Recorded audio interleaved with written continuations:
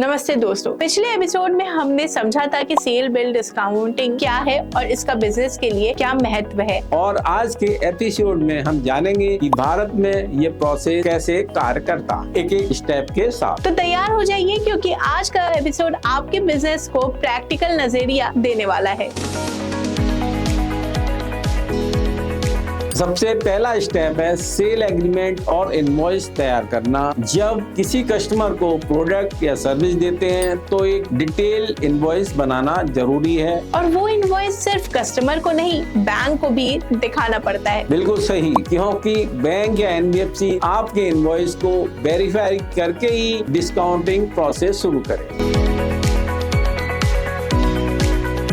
दूसरा स्टेप है इनवॉइस को बैंक या फाइनेंशियल इंस्टीट्यूशन में सबमिट करना। इसके साथ आपको कुछ जरूरी डॉक्यूमेंट भी देने होते हैं, जैसे कस्टमर का क्रेडिट प्रोफाइल, पिछले लेन देन का रिकॉर्ड, जीएसटी इनवॉइसेज और कॉन्ट्रैक्ट डिटेल्स। लेकिन विकास जी, बैंक कैसे तय करता है कि वो पैसा देगा या नहीं? यहाँ बैंक चेक करता है कि कस्टमर की क्रेडिट हिस्ट्री कैसी है और आपकी इनवॉइस जेन्युइन है या नहीं। तीसरा स्टेप है वेरिफिकेशन। बैंक आपकी इनवॉइस और कस्टमर की गुडविल की जांच करता है। मतलब बैंक वाले जासूस बन जाते हैं। हाँ, और कुछ हद तक बैंक को यह सुनिश्चित करना होता है कि पेमेंट समय पर आ सके। वेरिफिकेशन के बाद बैंक इनवॉइस वैल्यू का 80 to 90% एडवांस के रूप में आपके अकाउंट में ट्रांसफर कर देता है। और बचा हुआ पैसा तब मिलता है जब कस्टमर बैंक को पूरा पेमेंट कर देता है। अगला स्टेप है कस्टमर का बैंक को पेमेंट करना। जब कस्टमर अपनी इनवॉइस का भुगतान करता है और बैंक अपनी फीस और इंटरेस्ट काट कर बाकी पैसा बिजनेस को दे देता है। और अगर कस्टमर पेमेंट ना करे तो? अगर आपने रिकॉर्ड डिस्काउंट लिया है तो बिजनेस ओनर जिम्मेदार होगा, लेकिन नॉन रिकॉर्ड डिस्काउंटिंग में यह रिस्क बैंक या एनबीएफसी का होता है।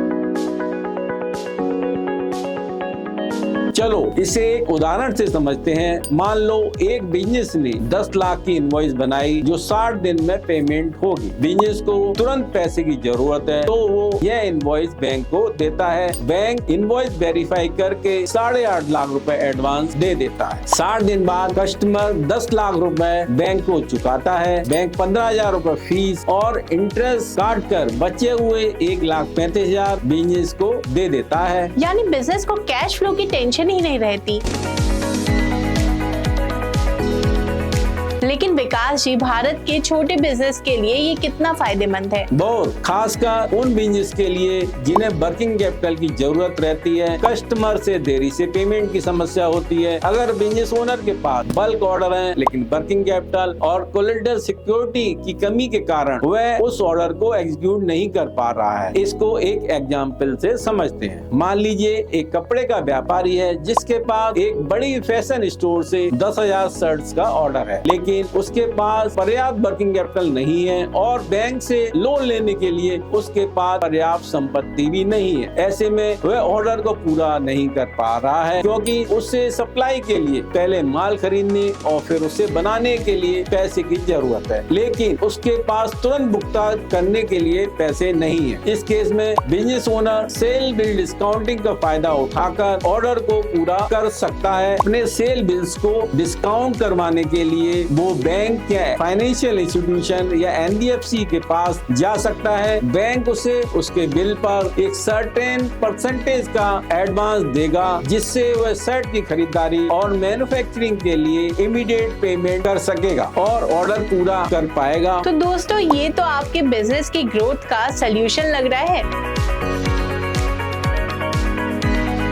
लेकिन ध्यान रहे, कुछ बातों का ख्याल रखना जरूरी है। कस्टमर का क्रेडिट बैकग्राउंड चेक करें, बैंक की फीस और शर्तों को अच्छे से समझें, नॉन रिस्क वाले ऑप्शन का चुनाव करें और बैंक वालों से अच्छी डील करना भी सीख लें। तो दोस्तों, आज आज हमने सीखा कि भारत में सेल बिल डिस्काउंटिंग का प्रोसेस कैसे काम करता है, और अगर आप इसे सही तरीके से अपनाते हैं तो बिजनेस में फंड की कमी कभी नहीं होगी। और हाँ, ऐसे वीडियोस देखने के लिए हमारे चैनल को सब्सक्राइब करना मत भूलिए। मिलते हैं अगले एपिसोड में, जिसमें आप जानेंगे सेल बिल डिस्काउंटिंग और इनवॉइस फाइनेंसिंग में क्या डिफरेंसेस हैं।